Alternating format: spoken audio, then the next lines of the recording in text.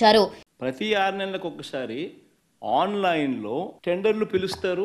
ఆ ఆన్లైన్లో పిలిచిన టెండర్లకు ఆధారంగా కంపెనీలు కోట్ చేస్తాయి. L1 ఎవరికి వస్తారో వాళ్ళను బోర్డు అప్రూవ్ చేస్తుంది. ఇది రొటీన్గా 6 నెలలకు ఒకసారి రొటీన్గా జరిగే కార్యక్రమం.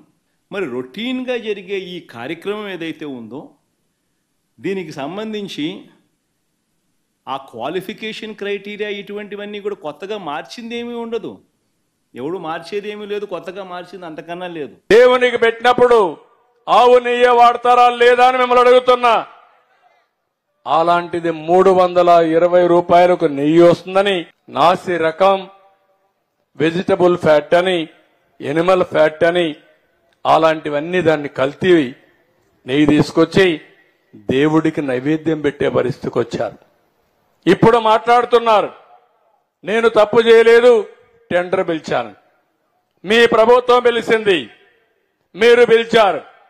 320 రూపాయలకు నెయ్యి ఇస్తున్నారంటే ఆలోచించే పని లేదా?